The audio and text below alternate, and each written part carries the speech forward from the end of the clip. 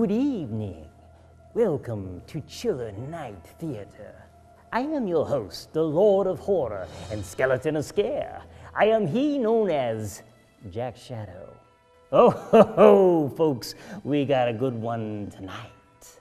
The 1933 horror classic, The Ghoul, starring movie icon Borris Karloff. Karloff plays Professor Henry Malans, an Egyptologist who believes that the power of the god Anubis will raise him from the dead. He believes that an ancient relic will allow him to return to life, and woe be to anyone who has taken the relic from the tomb. Watch out! Vengeance seeks from beyond the grave. Are you ready? Are you? There's no turning back. Good.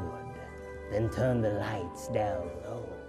Grab on to that one beside you and prepare yourself for Borris Karloff in The Ghoul.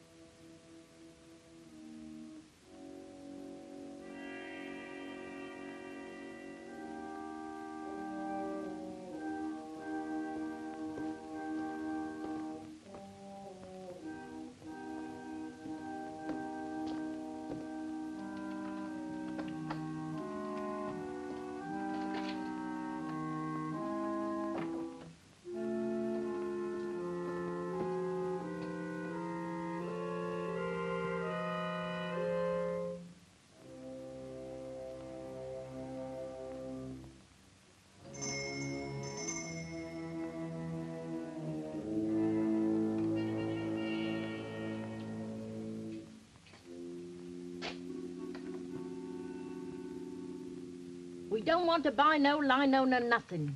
Mr. Dragore, please. Oh, him.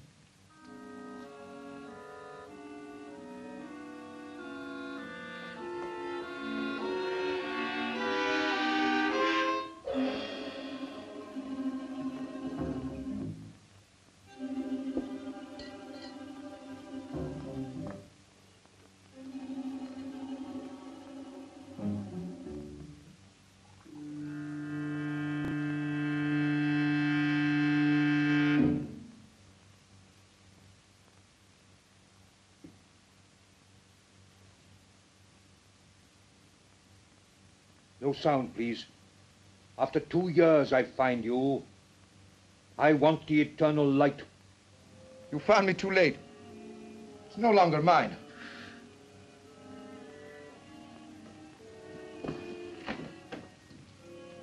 I can kill with this from the end of the room. No lies, please. You cannot kill in England, Mahmoud. They get their murderers here and hang them. I have not come alone. If I hang, there are others. The eternal light goes back to the tomb from which you stole it. But I tell you, I have not got it. Please, I am not a child. I sold it. To whom did you sell it? To Professor Morland. That robber of the dead. Has he sold it? He did not buy to sell. What then? Like you, Mahmoud. She believes. Believes? He believes that the eternal light will open for him the gates of paradise? Even so. He gave the best part of his fortune for it. And very soon he will know whether or not he was right. What do you mean? Professor Morland is dying. Then you think it will be buried with him? I'm sure of it. We have only got to wait until he is dead.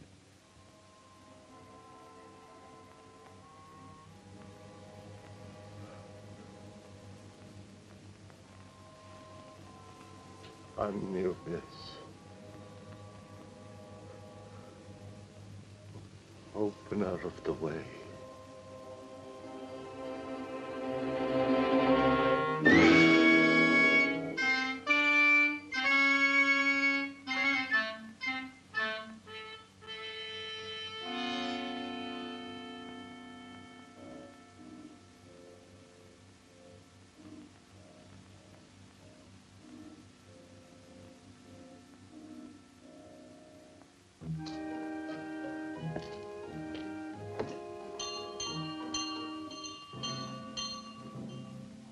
What's that?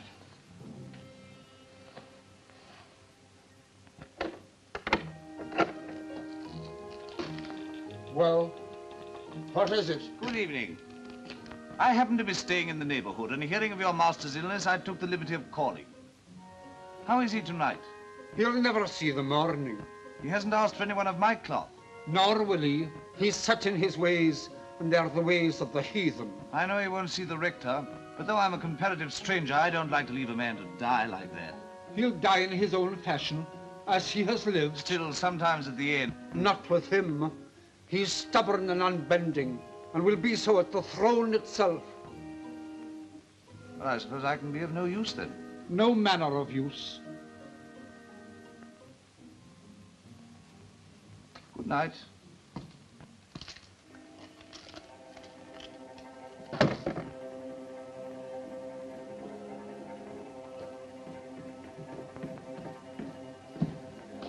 He's asking for you. Where can I find Mr. Brown?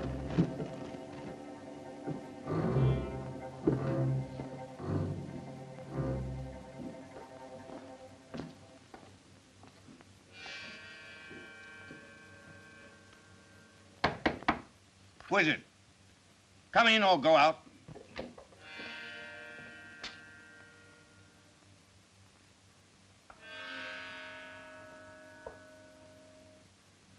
You'll have to go up soon if you want to see him again. Curious house, this. Curious owner. Yes, but I suppose a great Egyptologist can't be expected to be like other people. Well, he'll be like a great many other people soon. That's not a very sympathetic thing to say. Well, I'm not a sympathetic man. Want a drink? That's, across the hall, isn't it? I dare say. Thanks.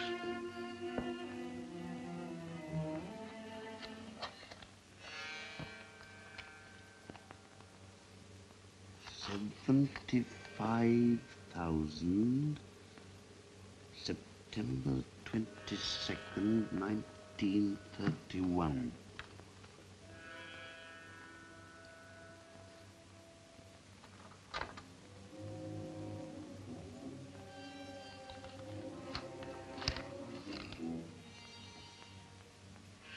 Daily Journal.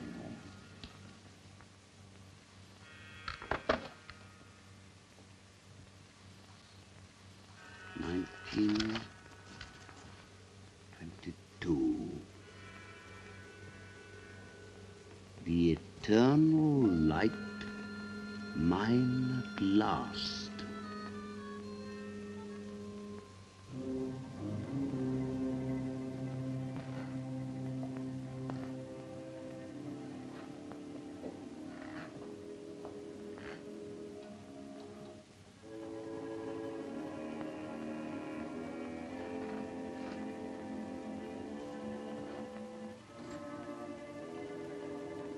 I want to see land.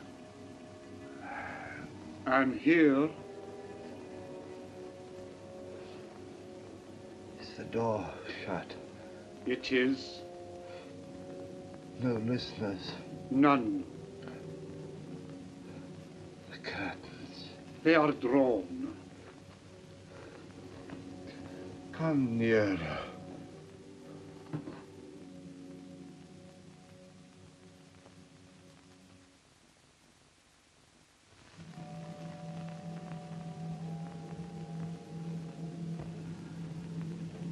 This man, Broughton.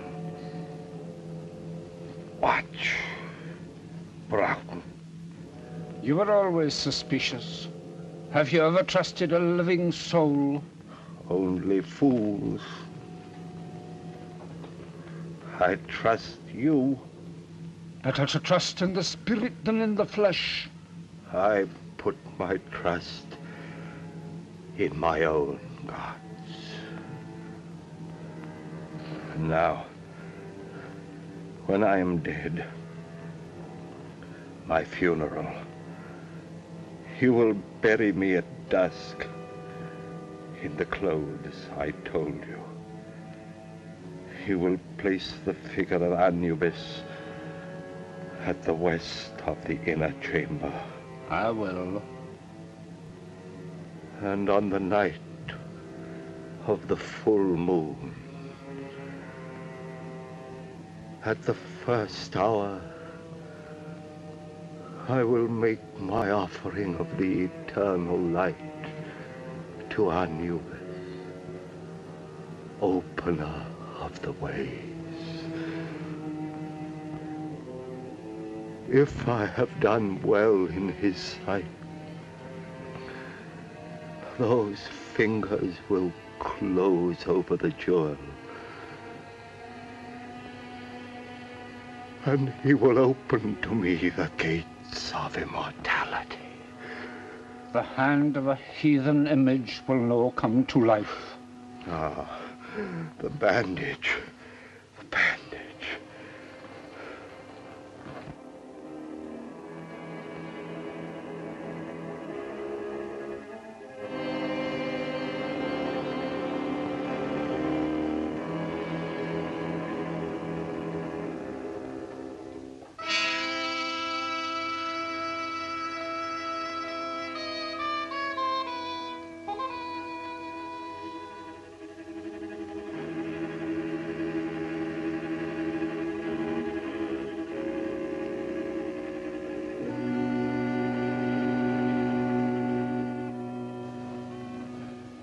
Look.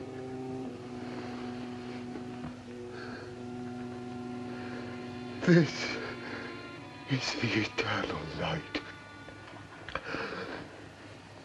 It must rest in my hand. A man will now find peace who robs his heirs. Bandage my hand. The eternal light must lie with me in the tomb. You're afraid of me? I'm afraid for you. If this should leave me, then you'll have reason to fear. For when the full moon strikes the door of my tomb, I will come back. You hear? I will come back to kill. Bandage my hand.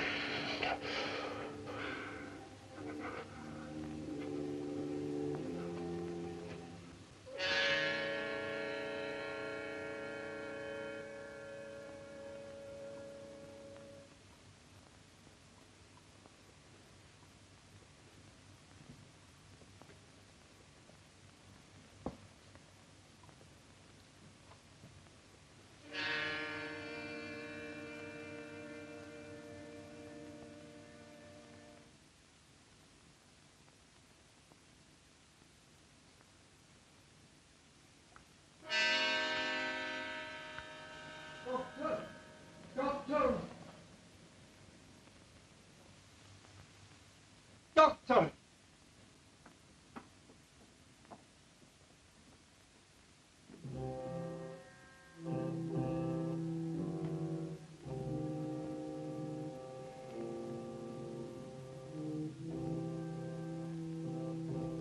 window.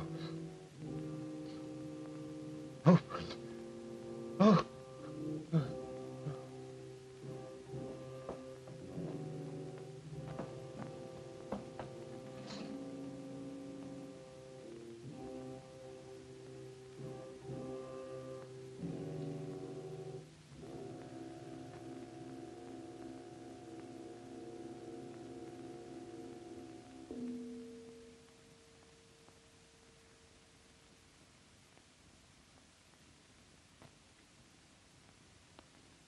It's all over.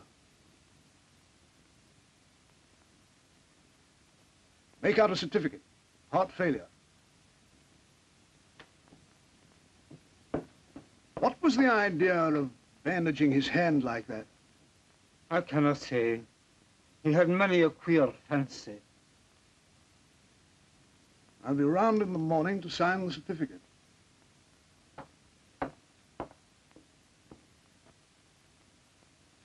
I'll no be leaving my master's side till his body is laid to rest.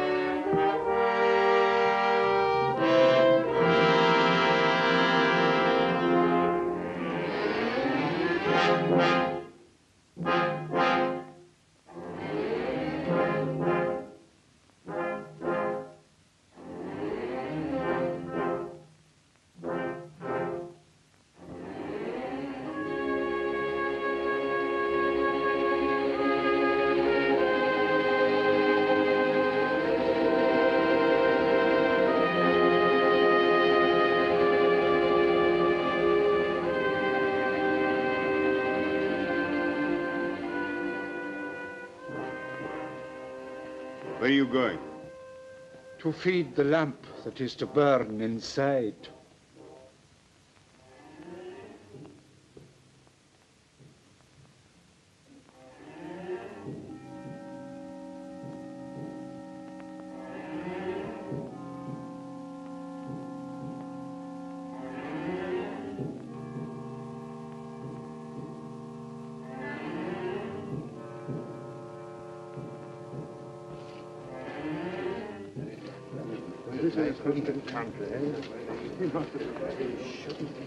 It's all wrong. It's a disgraceful devil.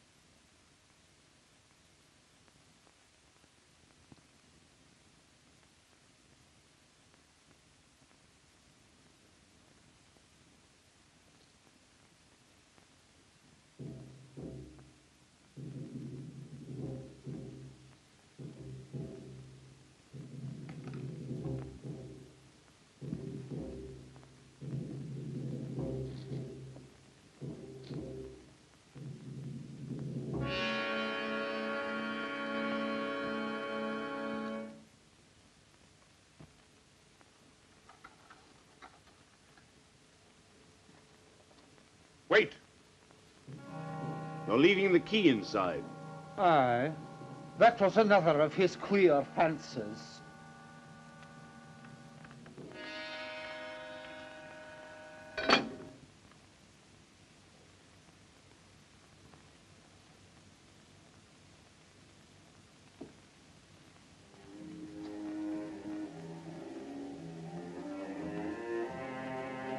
your master died, Lang, I believe him to have been possessed of a jewel of great value. Do you know anything about it? Nothing.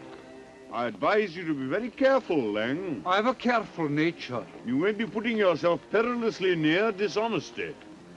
I've seen men nearer.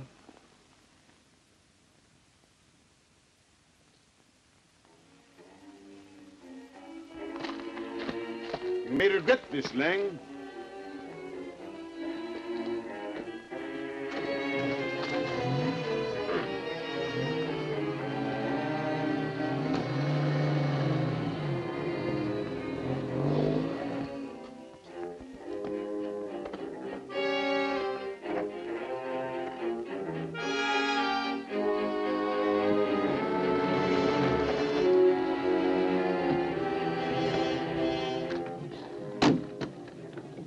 Davis, I want you to stay here and watch that man with the club foot. I'm not a detective, Mr. Broughton. One more word from you, Davis, and you're out of work. I have reason to believe that he has stolen a valuable piece of property.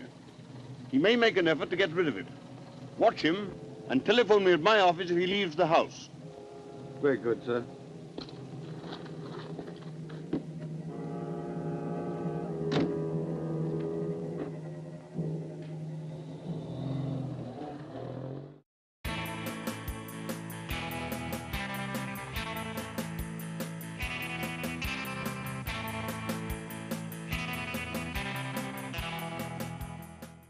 So Professor Morlant was pretty obsessed with Egyptology, huh?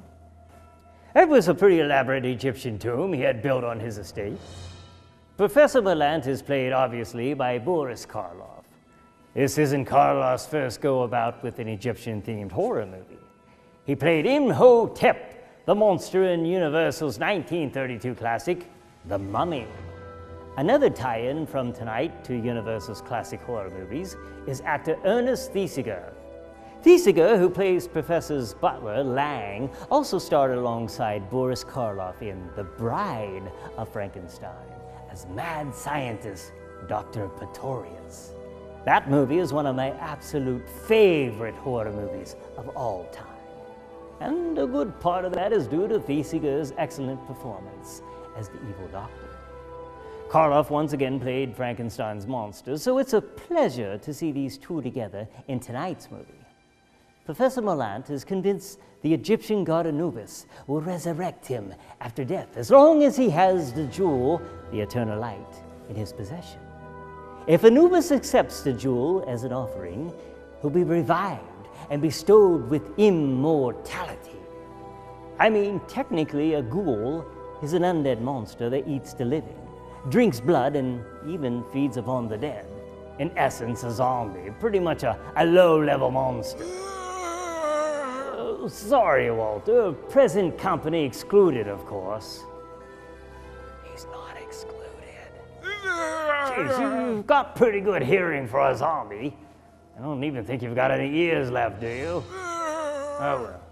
If you were going to return from the dead, I don't think a ghoul would be your goal. Ha! Oh, now, that was funny and you know it. Oh, well. Okay, our goal now is to return to the ghoul. How about that? That was good the second time around, too. Was that okay? What do you know?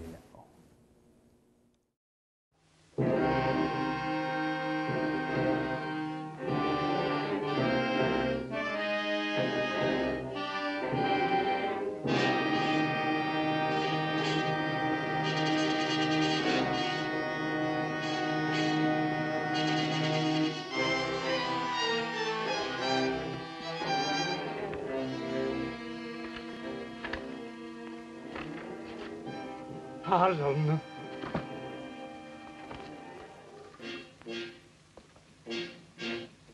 Miss Betty Harlan, 52 Lanford Street.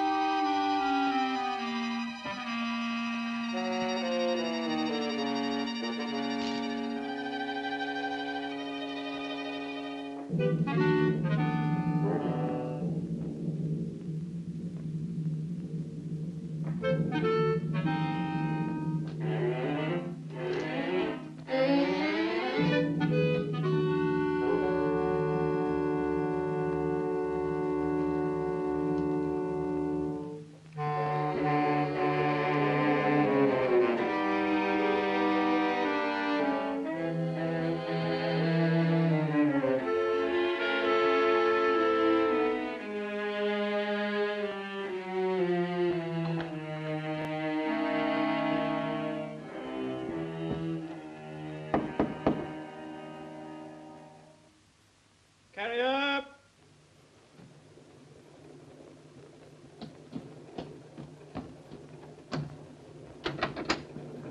From Rapson. 10 shillings if you'll drive me to Yaxford Station in time to catch the 5 o'clock train. I'll oblige you, Governor. I was going straight back as it was.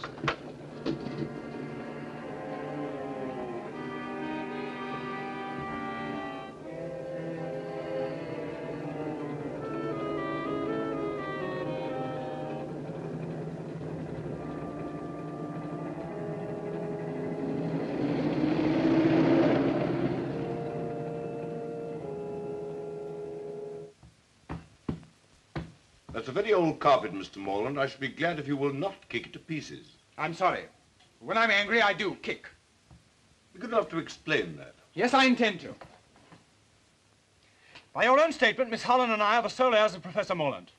We were informed neither of his death nor of his funeral. Your uncle died and was buried in a certain way according to his wishes, which need I go on. Almost his last words were a threat to return from the dead. In my opinion, he was mad. Well, that may be so. But Miss Holland and I should have been consulted. But I understood that you and Miss Holland were not on speaking terms. Well, what of that? You expect quiet at a funeral, don't you?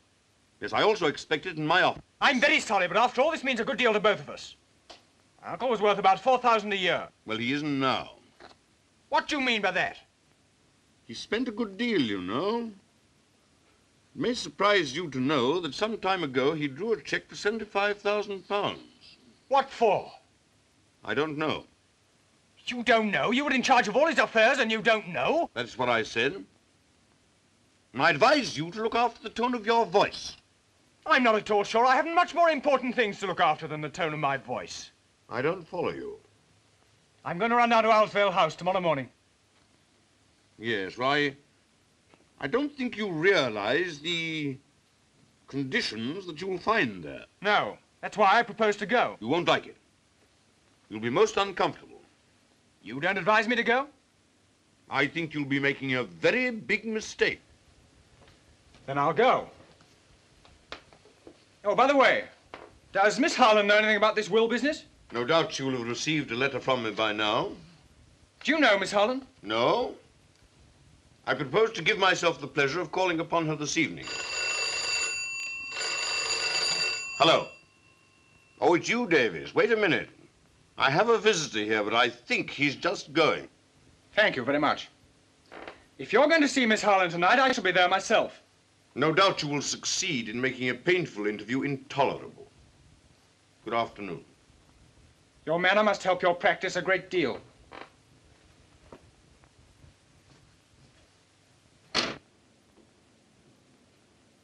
Now, Davies.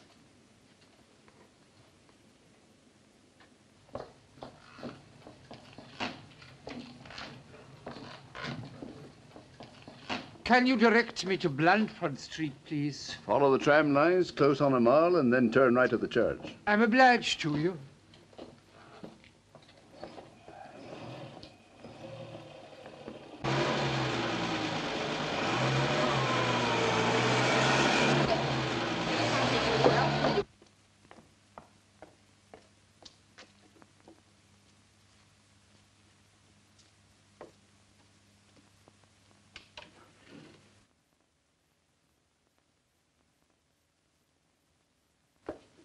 Oh, hello, Caney.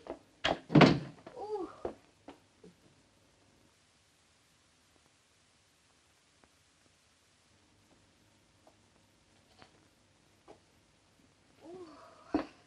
Oh, it's good to get out of that fog.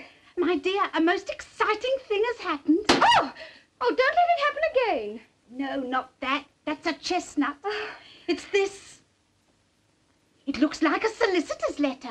Just been delivered by hand. Oh, dear. What haven't we paid? I wonder if I'm going to get a shock or not. Oh! Oh, Caney, that is a silly game. After all we've said about Uncle Henry, what do you think he's done? Something nice at last? He's dead. My dear, I'm sorry. And his solicitor wants to see me. My dear, I'm glad. He was awfully rich, wasn't he?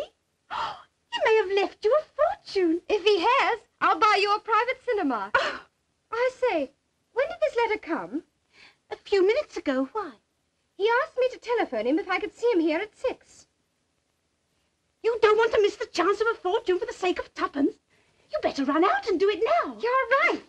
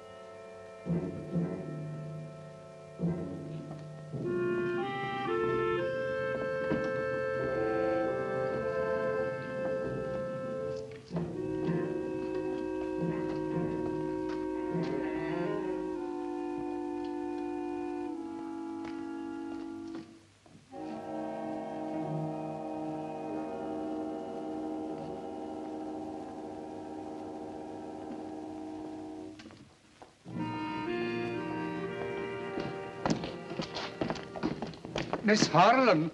Yes?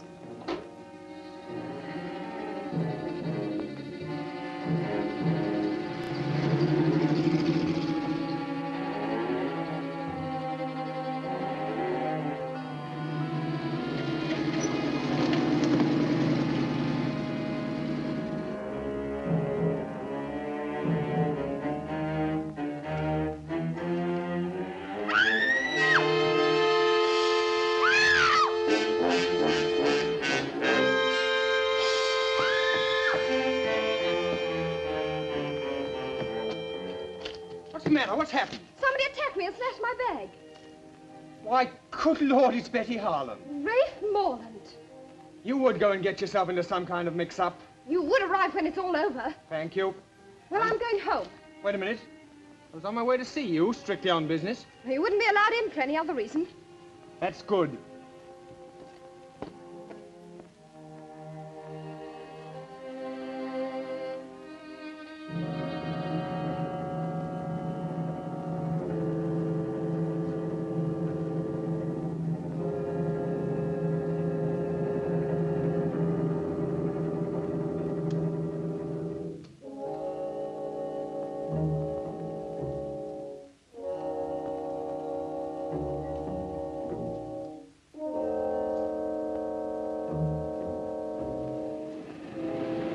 Taxi. Cunningham Garage, as quickly as possible.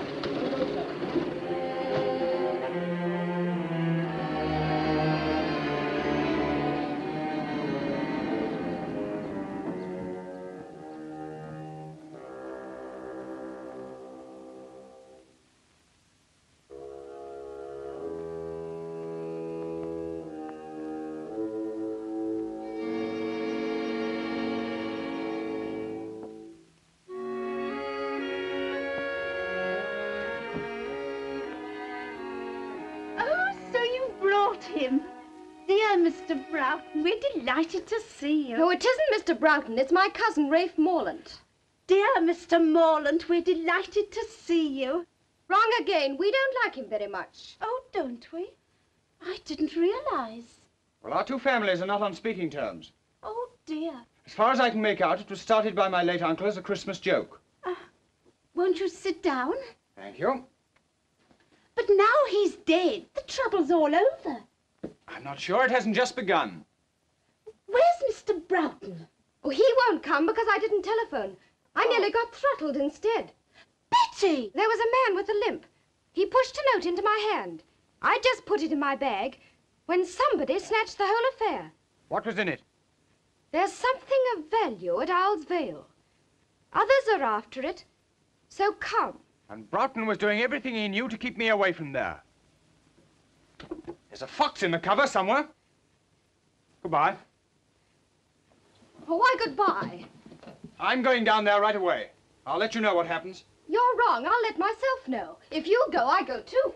You can't do that. Alone in a house with a man you're not even on speaking terms with? Oh, don't be so absurd. It's not as if I even liked him. Oh, if another woman was going, perhaps. I suppose that means you want to come too. Well, obviously, it's my duty. And suppose I object? I'm not so broke I can't hire a car. Oh, all right, you win, but for goodness sake, hurry.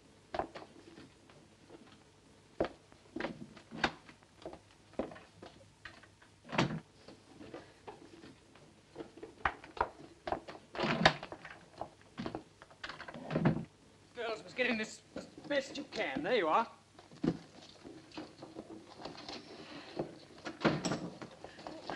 You first. No, you. Hurry up. Oh, this is an unspeakable car. There's no room for my leg. All right, come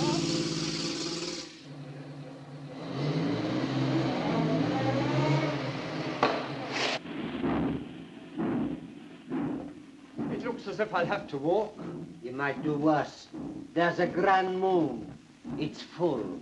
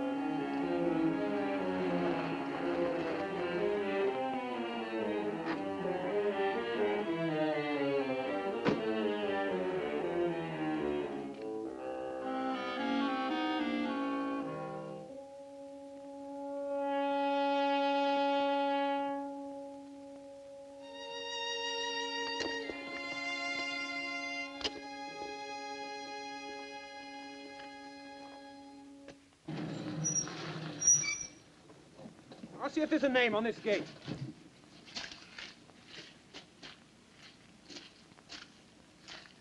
No, there's nothing to show. This is the place. But there aren't any other places, and I'm frozen. Well, it's no use going to the wrong place. Wait a minute, here's someone on a bike. Hi there, Cocky. Wait a minute. Oh, hello. I'm awfully sorry. I didn't see you were a parson. Oh, that's all right. Any trouble? Oh, no, no. We just want to get to Owl's Vale House. Well, this is it. As a matter of fact, I'm calling there myself. Well, did you know my uncle, Professor Morland? Oh, slightly. Perhaps I ought to introduce myself. My name's Hartley, Nigel Hartley. I'm down at Raveley. The vicar's ill. How do you do? I'm Rafe Morland. This is Miss Harlem. We're the heirs of Couldn't the old... we have the rest of the introduction indoors? Yes, yes, of course. You must be cold. Now, it's straight down this drive. You go along, I'll follow. All right.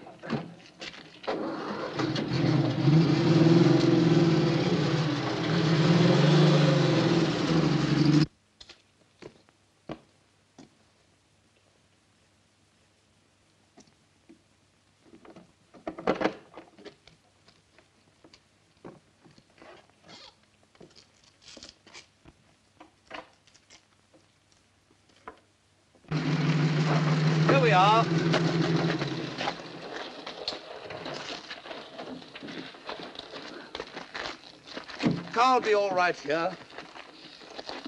I'll show you the way.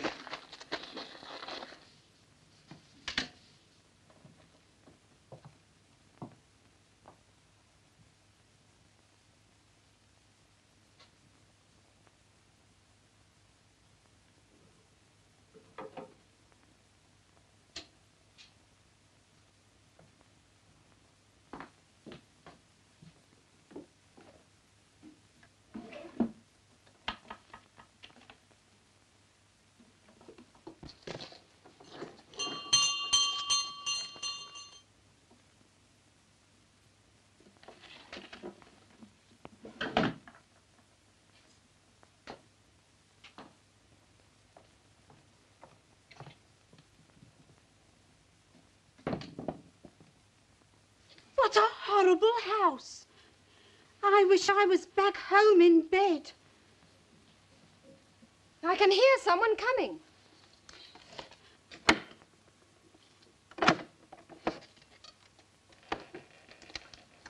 Ah. Well, don't stand about. Come inside.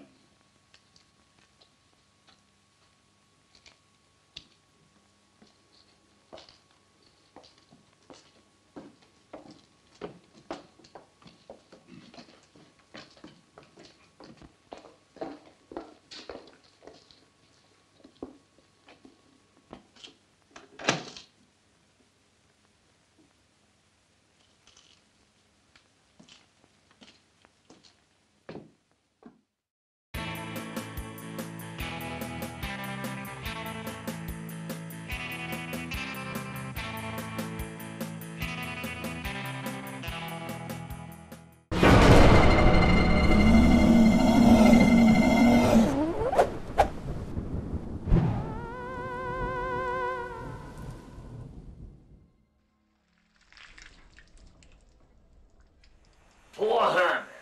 The young lad has gone and fallen off a cliff to his death below. The villagers seem convinced that just because the young man liked bats, collected them and kept them as pets and such, that he must be a vampire. Nonsense. What a judgmental group of people. I know plenty of people who do that, and they're perfectly normal. Oh, pretty bad. Here's my boy. Here's my boy. Jack, would you like to hold Samson?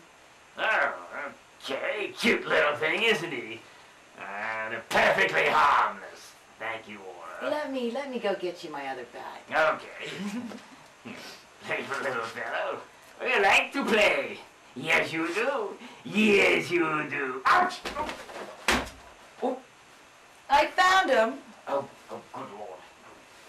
Hello, you okay? Oh, this is not good.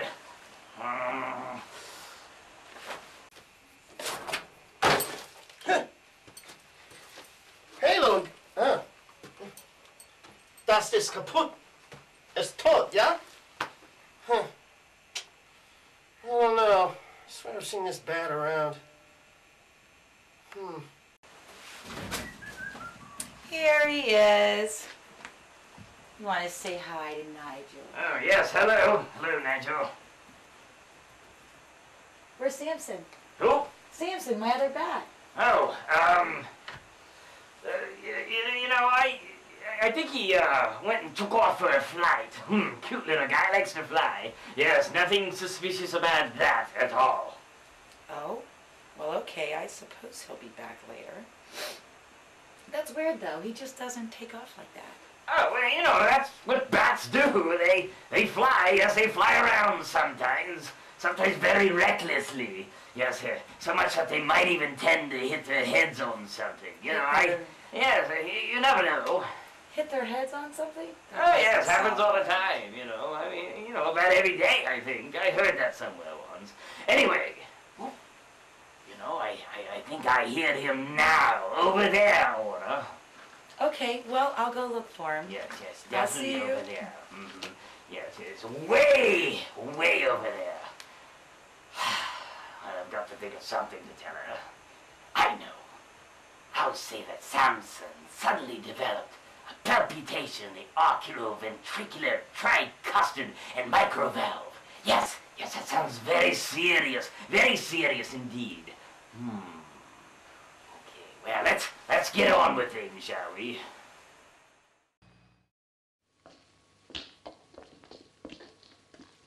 We'll go into the library.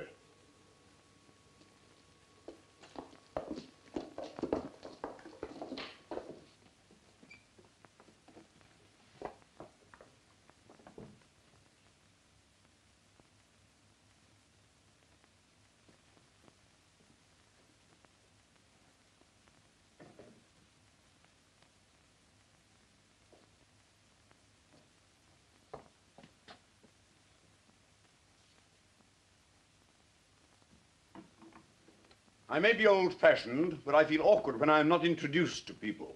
I'm sorry, I forgot you didn't know your clients by sight. This is Miss Holland. How do you do? I was expecting a telephone message from you. Oh, I was on my way to call you up when the most extraordinary thing happened. And this is Miss Caney. How do you do?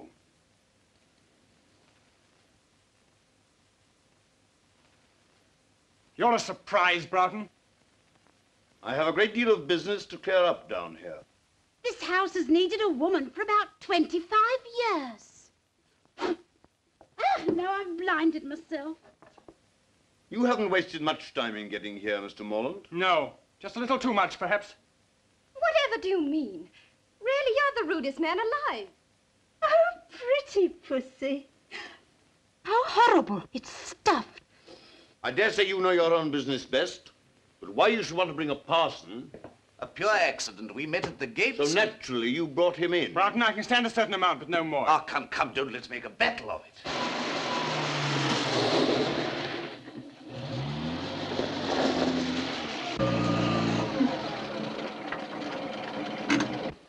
You stay here in the car. No. I shall be among the trees, watching.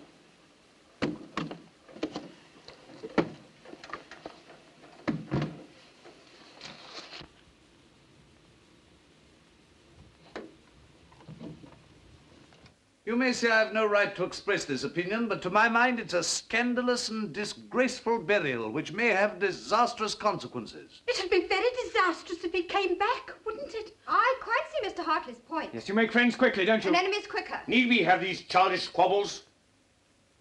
We all know the dead men don't come back.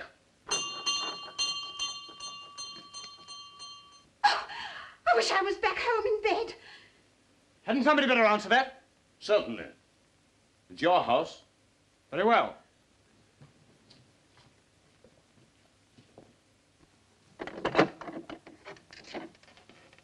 I'm sorry to disturb you, but I was an intimate friend of Professor Mullen. Well, you'd better come in. We seem to be giving a party. Oh, thank you.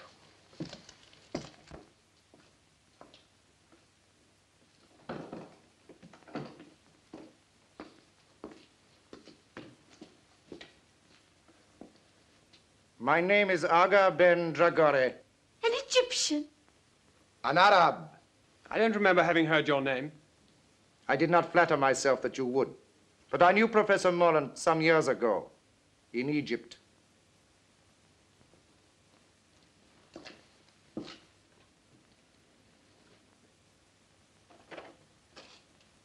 I heard of his death and of his burial in my own faith. And I hoped, as I'm leaving England tomorrow, that I might be allowed to visit his tomb. I must protest against anything of the sort. Why shouldn't the poor man look at his friend's tomb? I don't mind him going. I can't believe that you'd willingly encourage paganism. The Egyptians were not pagans, sir. As no doubt you know, Miss... Caney, I think you're all being very unkind to Mr. Dragore. I don't think you people realize quite how far Morland's queer ideas took him. He even believed that after his death at a certain hour, the image of Anubis would come to life in his tomb and receive his soul. It's horrible. Well, I can't see that it matters. After all, if that sort of mumbo-jumbo gave him any comfort, It matters a great deal. If my suggestion is likely to hurt anyone's feelings, please forget it. Oh, I think that's very sweet of you, Mr. Dragore. Oh, your sympathy is more than charming. Well, what about a cup of coffee after your cold drive? I dare say we should find some in the kitchen. May I offer my services as pantryman? Quite sweet of you. Come, Mr. Dragore. For sheer speed. She'll not let him out of her sight for a moment now. Perhaps that's just as well. Come along, Betty. How about making a fire in the library? Yes. I'm sorry there should be this sort of atmosphere. After all, we're only ships that pass in the night. Do you want a drink or will you pass now? Oh, well, thank you very much.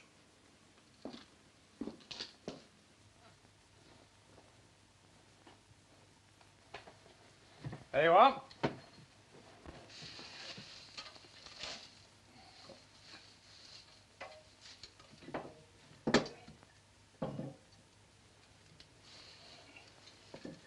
Well, if you build it that way, there won't be any draft. Well, it'll be the only place in this house where there isn't one, then. Oh, don't you think you carry those snappy retorts a trifle too far? Since we met, I can't remember you saying a kind word to anyone. Perhaps you're right. I'm sorry.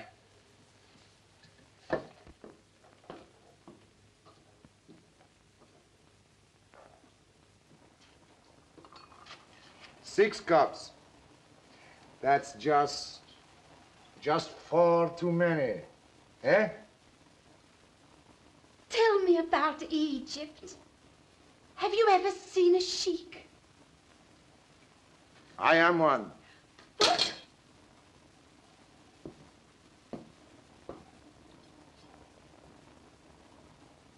Oh, thank you. Then how should I address you? Oh, I'm cutting sandwiches for a sheik. I don't feel quite well. Oh, don't be alarmed. We're not quite as uncivilized as people think. Oh, don't say that. Do you ride a white stallion? Sometimes. Oh, down the path of the moon, the noble animal plunging and frothing up the nostrils till it founders at your feet, faithful unto death. Well, not very often. You see, it's rather too expensive. Well, I know it's not your fault. We were taught to hate one another, but... Good Lord, you don't think I hate you, do you? Well, I can't somehow feel I'm your dearest friend.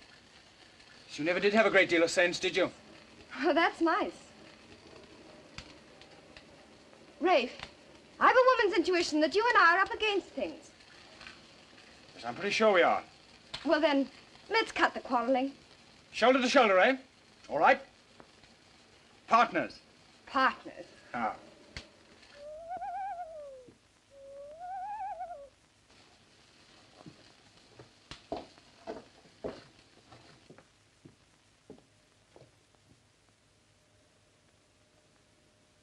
Oh, what a wonderful night. It's a full moon.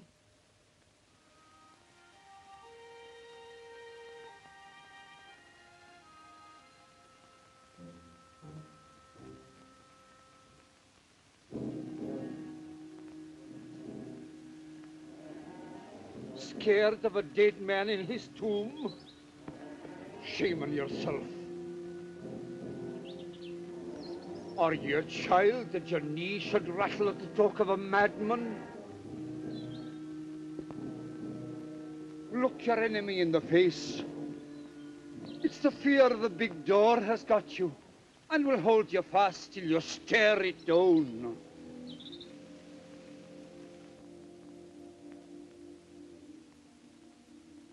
Do dead men walk?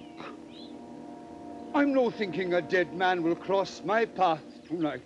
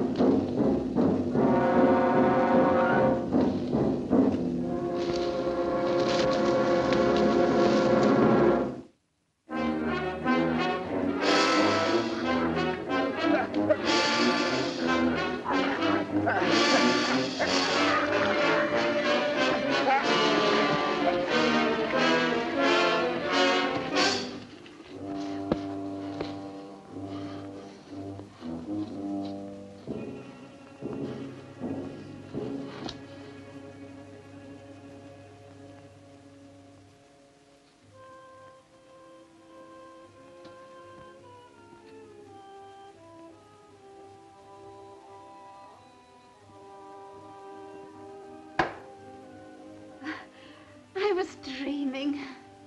Now I will show you how we make coffee in the desert, underneath the stars. You don't make it yourself, do you? No, of course not. A Circassian slave, lovely as sin, cooks it for us, kneeling. And if it is not to our liking... I know. She's stripped to the waist and lashed for miles across the Sahara. where she is finally eaten by locusts, and rightly. Now, take this canister and do exactly as I tell you. And if I fail?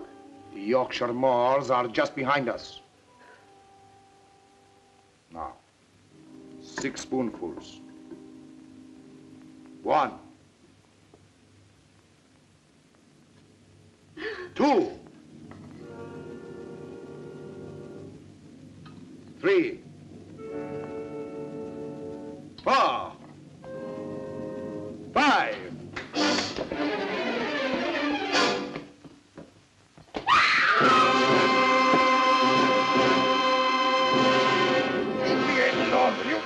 Get your arms away from... What's the matter with you? Are you mad, eh?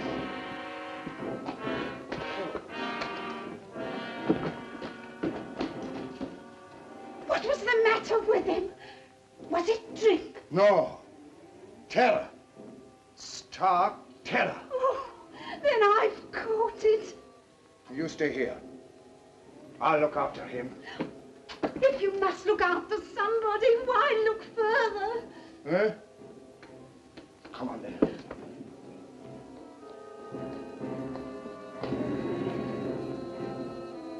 Rafe! That limp, I'd swear to it anywhere.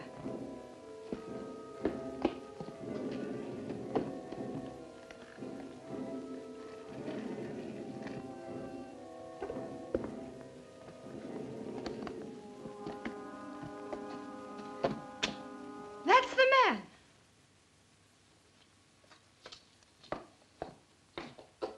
Look here, did you give a note to this young lady? Gather up your things and get out of here. The master, I've seen him. You...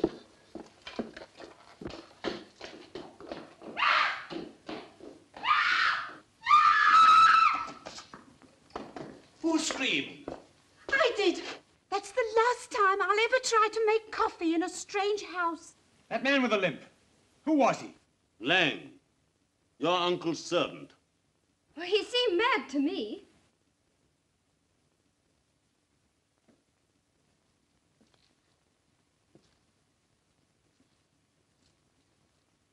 Yes, and probably dangerous.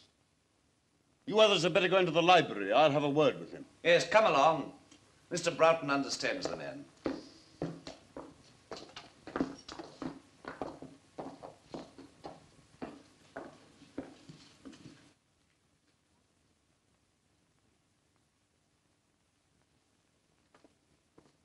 It would do no harm to warn my man to stand by. Your man? Is he a sheik too? No, he's his chauffeur. He's outside now with my car.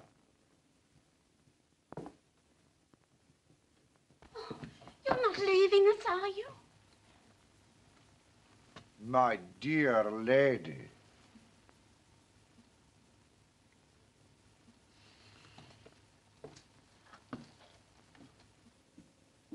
Not a very courageous person, our foreign friend.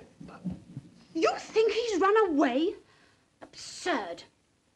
I'd like to see you riding your bicycle with a Circassian slave, lovely as sin, across the handlebars. What on earth are you talking about? Now listen, good people. Good people? Don't you think perhaps we're allowing this thing to get on our nerves? Don't you think perhaps if we took a grip on our self-control... Now listen, good parson. This is our show, and our nerves are probably just as good as the next man's. So keep that sort of talk for your pulpit. Ray! Oh, well, of course, I have no wish to interfere where I'm not wanted. Then don't. This is not a Sunday school.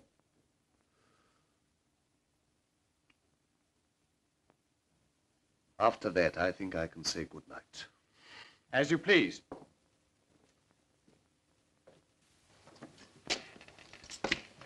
Well, I'm sorry I was offensive. Good night. Oh, well, the tongue is an unruly member, is it not? Yes. Yes.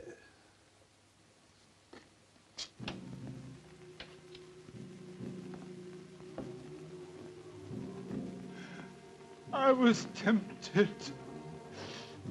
I was tempted, but I did not fall.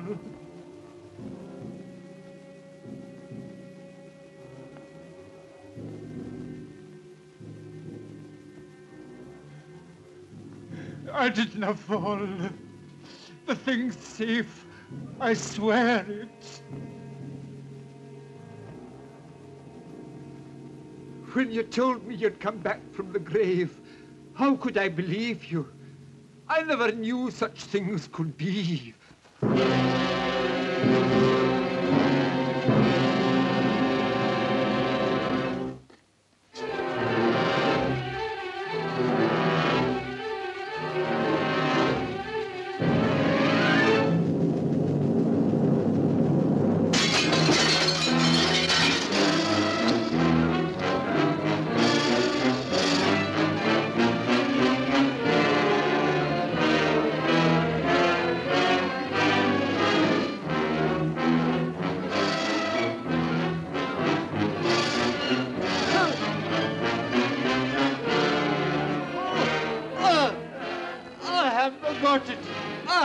Got it. The girl. She has it. I swear it. Oh, oh.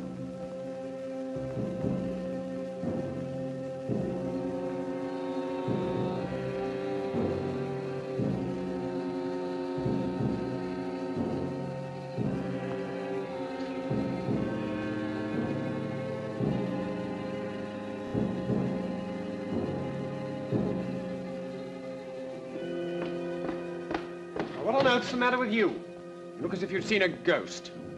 I have. I saw Morland as plainly as I see you. I'm going to mix myself a drink.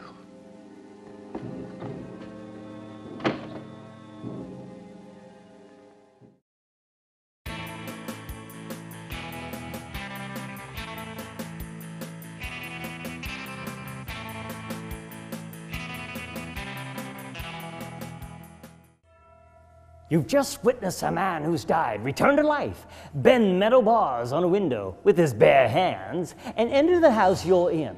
What do? What do you do? A, run screaming from the house. B, find a weapon to devise a plan to fight the creature. Or C, go off and mix yourself a drink. I'm going to mix myself a drink. Really? Is it really the appropriate response here? You know, I've said it before, folks. This is why people don't last in horror movies. Usually the herd gets thinned out pretty quick in a horror movie. Now, tonight's movie was released in the United Kingdom in August of 1933. It was loosely, and I mean very loosely, based on a 1928 novel by Frank King, where the villain of the story, referred to as the Ghoul, is responsible for a rash of crimes in London. The Ghoul cinematographer was a man named Gunther Krampf. Krampf worked on many important films back in the day. Most notable, at least for this show, is the 1922 silent horror classic, Nosferatu. And in 1924, The Hands of Orlak. You can see a lot of the same shadows and dark imagery used from those movies in tonight's film. Krampf was an expert in visually setting the atmosphere for horror. Good stuff here, people. Now let's return to the spine-chilling conclusion to The Ghoul.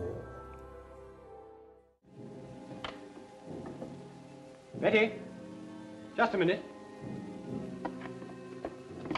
Well? I have an idea they're trying to scare us out of this house.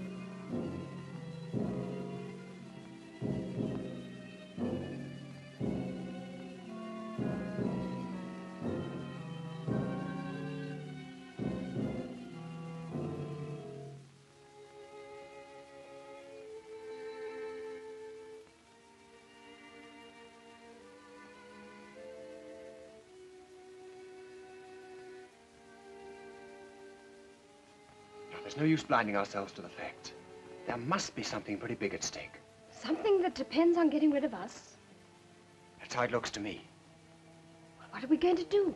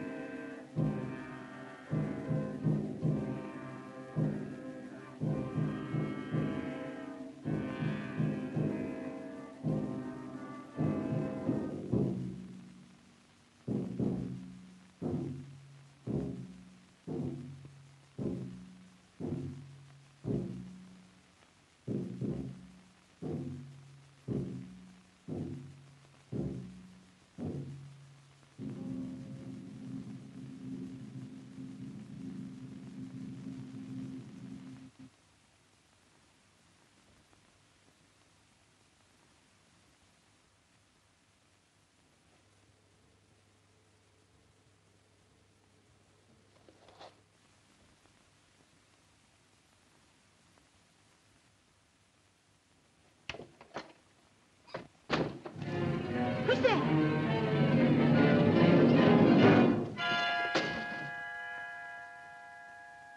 Betty, I'm going down to that tomb and find out whether it's the only way we've got of finding out what's going on around here. Well, I don't want to be left here alone. Can I come too? There's nothing wrong with your nerve. Come on.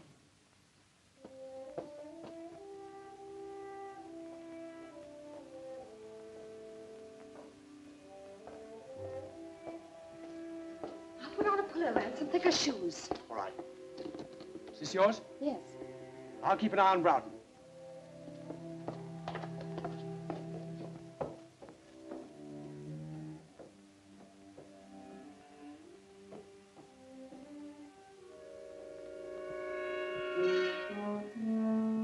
Well, I think you've every chance of seeing things if you lower Scotch at that pace.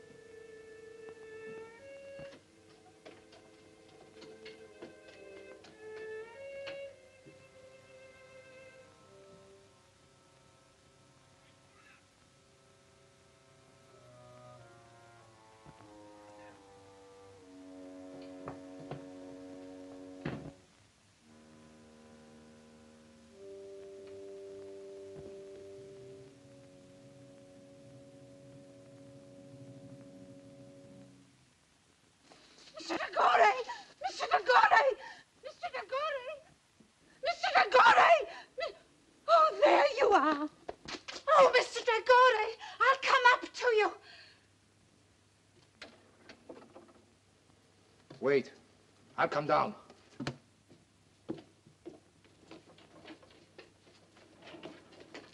What do you want? There was somebody in the library. Who? I don't know. The door, it's shut. It's shut. Don't scream. Oh, that's what I need. The command in your wonderful voice. Come with me. I think you've gone far enough with your insinuations. Yes, and I may go a great deal farther. What is it? What's the matter? I've seen him.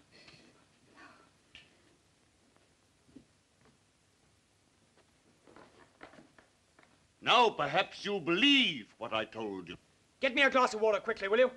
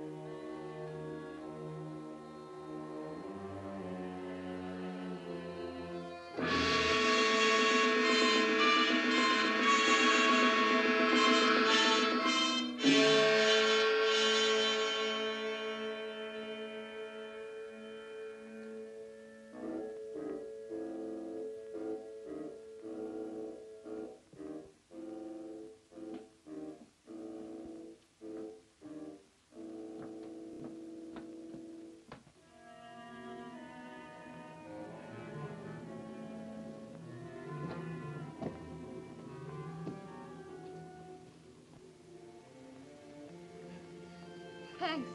I wasn't hurt, only frightened. Broughton, see if you can find Miss Caney, will you?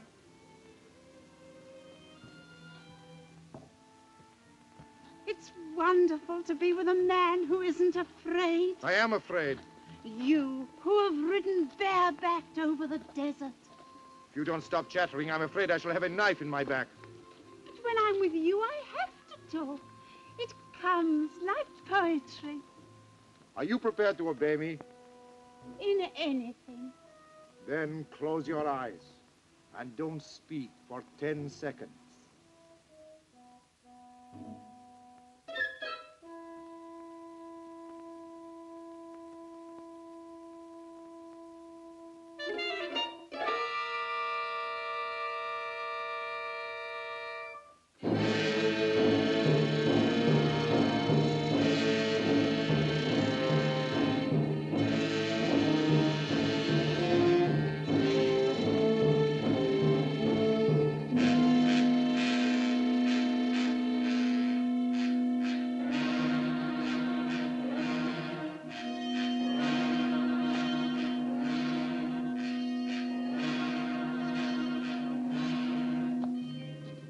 We all panic sometimes. I felt his hands on me. That's why I know it was no ghost.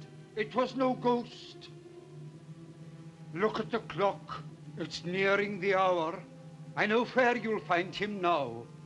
He's gone back to the tomb, to his heathen gods. And you and I will follow in there. Wait a minute. What's his doctor's telephone number?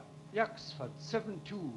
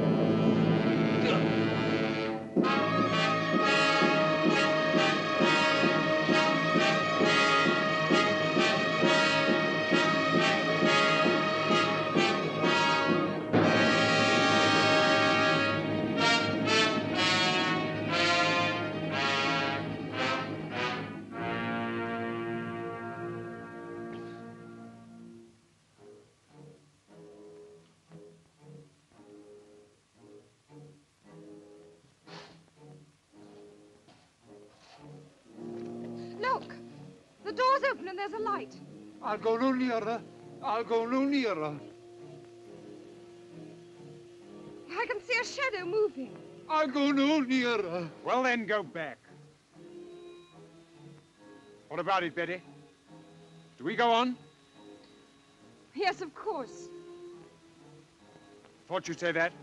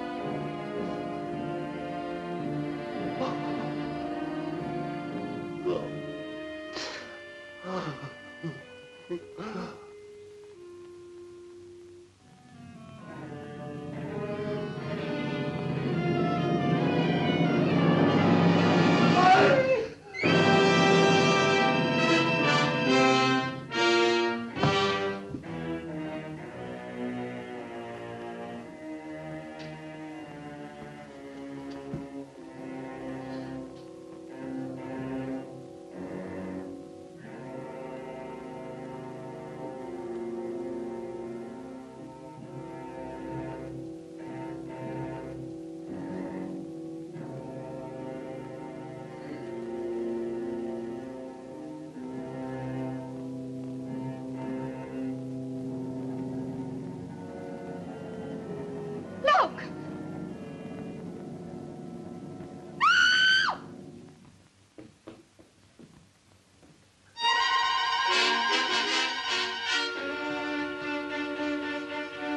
Hartley!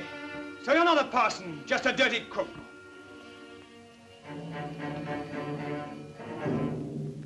You'd better get out of my way. Your hand, eh? So that's how it was done. I wouldn't come any nearer. I don't have to.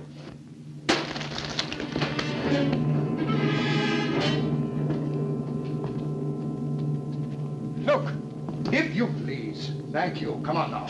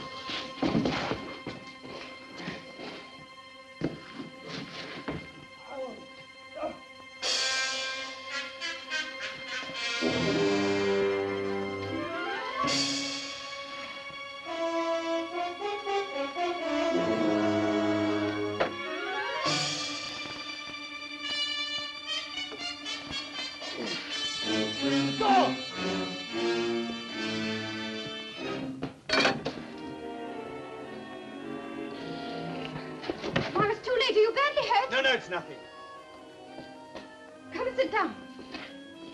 Where's the key? He threw it away.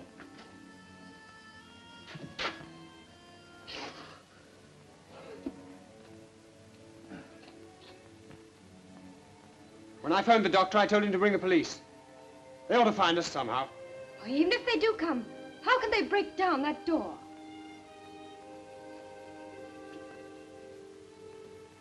They'll find a way.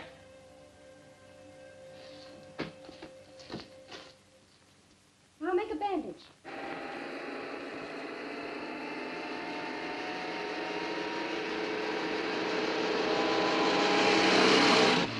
The doctor in charge didn't understand the case. I'm afraid of catalepsy. Meaning? Morlant was buried alive.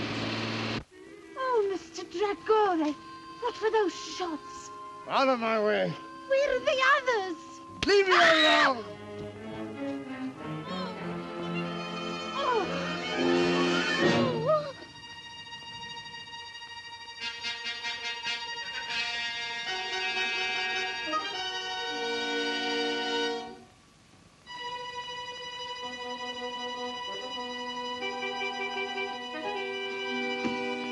I rather thought you might be leaving in a hurry with something in your pocket that doesn't belong to you.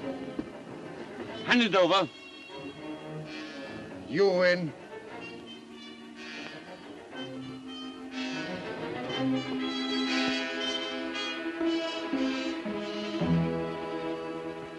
That woman! There she is! Come now. Oh, you put up your gun, you fool. I tell you, she's got it. Come on, then.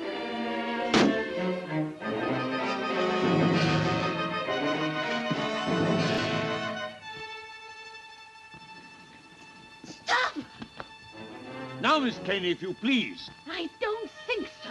You fool!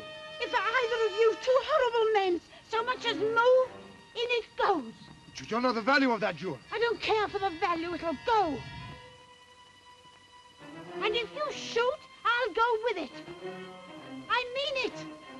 Down 30 feet. And about 60 feet of water. And then Australia. I can't see to tie this. That light seems much lower.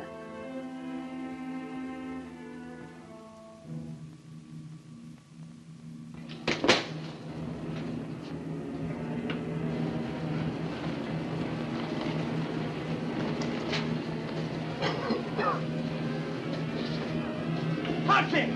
Quick, come on, get out, get him out of here. Right. The door! The door! It's shut! The flames! They mustn't reach the door!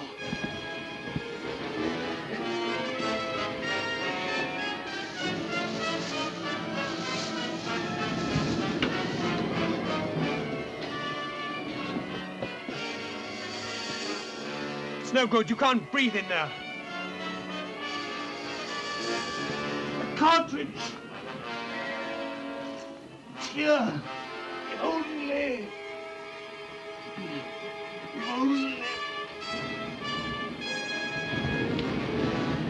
I've had enough of this, Miss Caney. Supposing I'm ready to shoot and take the risk. You'd be taking a bigger risk than you think.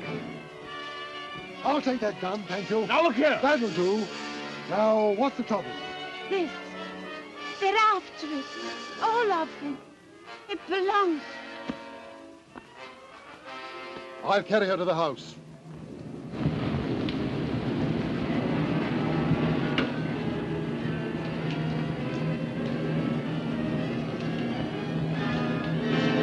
Get back! Back in that corner!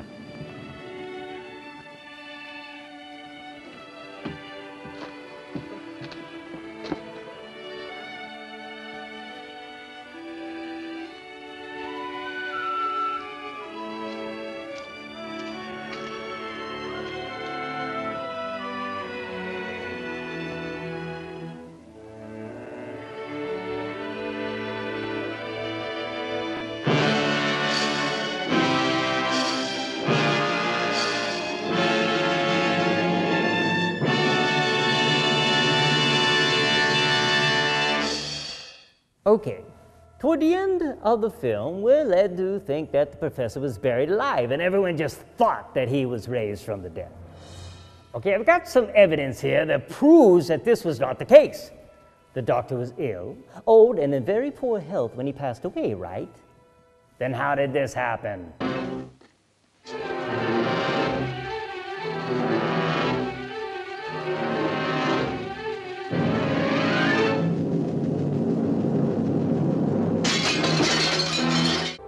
How did he bend metal bars to get into the house? People don't do that, especially old sick people. So, I'm making it official. Professor Bolat was raised from the dead by the Egyptian god Anubis. There, no Scooby-Doo ending here tonight. Well, I hope you enjoyed the movie. Join me next week as I feature yet another classic, or not so classic, chiller feature. So have a frightening night, and I'll see you next week. Until then, I bid you adieu, my children of the night.